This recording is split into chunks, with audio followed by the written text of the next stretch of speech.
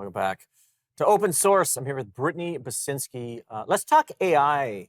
I Yeah. know we were texting back and forth. It's a fun subject. It's very complex, because I've definitely seen people, they say they're writing books, but they're actually getting their AI to do it. But there's also these different processes where you can get AI to like do things for you to make the process faster. I really don't know much about it, but I'm very curious to hear your take. What do you think about AI disrupting publishing? It's funny because a lot of my mentors are very anti-AI, Mm. very anti-AI. I fall somewhere in the middle, actually. I'm not, just in general, as my personality, I'm not an absolutist or an extremist. I'm very fluid in my approach to everything, including art. One of my favorite musicians right now, I listened to her work and I just discovered it's AI generated. Oh, wow. But I found her as I was writing my new thriller, and I just looked her up on Instagram, and she's having a hard time. She's kind of going through it because she uses AI software to kind of manipulate or enhance or whatever Mm, with her work, and so she's not getting the recognition that she deserves. They're kind of not calling it music. They're not calling it art. Where mm, I can see very clearly the artist behind the AI. And mm. so I do think you have to have some sort of talent to manipulate or use AI. Her name is Holly Herndon, by the way.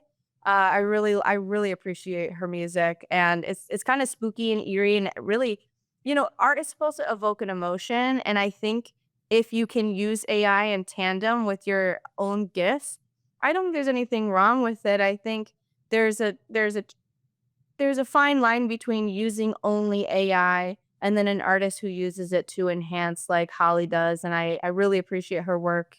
But I do see the absolutists who think absolutely not, that there's no place for it. And, Mm, I think those are actually artists who are intimidated by AI instead of using it as a mm. helpful tool like someone like Holly does. They're afraid that it's going to take over their jobs or that, I'm gonna jump in for a bit. It's interesting because you're talking about AI and enhancing, and it just struck me that this isn't a new conversation. I mean, if you think about the music industry, you think about auto tune. right? You think about like, oh, it's overproduced. Oh, it's like there's always this conversation about how much of technology, right? How much of art is machine and how much is human being. Hmm. Yeah, and I don't think there's anything wrong with autotune. I mean, I think most people would be lying if they said they don't like a song with autotune in it. I think it's just we have to accept it's 2025. We have these tools at our discretion. As artists, we have the free will to use them or not. And people do appreciate that art. There is a market for it. So at the end of Mm. the day, it's a business thing too. It's how are you going to sell music that you like? And I'm not saying sell out or let AI run the world, but I think there's a place for it in if that's if they choose. And I appreciate, art that hasn't been touched by AI. I Okay, let me appreciate ask you a question. Let me ask you a question, Brittany. Mhm. How would you feel if the hottest book in the world, top of the New York Times bestsellers list or whatever, I'm not in that world, but whatever the thing is, it's like they win the Pulitzer or something, and it's the greatest book of the year, and it's completely written by AI. How would you feel about that? I don't necessarily think that that's possible, right? Huh. Doesn't there have to be some sort of mastermind behind the AI? Like AI can't really take anything from thin air unless I don't understand AI. Or for what I know, don't you have to feed AI at least a little bit? Right? So No, when you're no, making no. I mean, yeah, like ChatGPT could write a book for you today. Like some people are literally writing books in 5 minutes.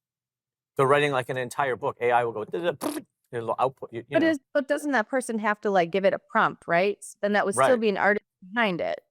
I mean, look, this is the debate, right? Yeah, no, If to somebody me, prompts it and they have this I bestseller, you're personally okay don't with that. I just don't think we're gonna see that, and here's why. Okay. I don't think we're gonna see an AI-generated piece of art that is entirely Pulitzer Prize material, because at the heart of good art is a heart. It's Mm, a heartbeat. There's a pulse to it. And art is a feeling. And something about AI is it can be very good, right? By the book, but you can always tell when there is heart in the art. You can always Right. feel the pulse. And I think AI will forever lack that true pulse in art. And Mm, people will be able to feel that. It's an energy, and AI doesn't have energy. It's not a human being. right. It isn't a I, vibration. the only thing I'll say is not yet. We've got Brittany Bacinski here on open source.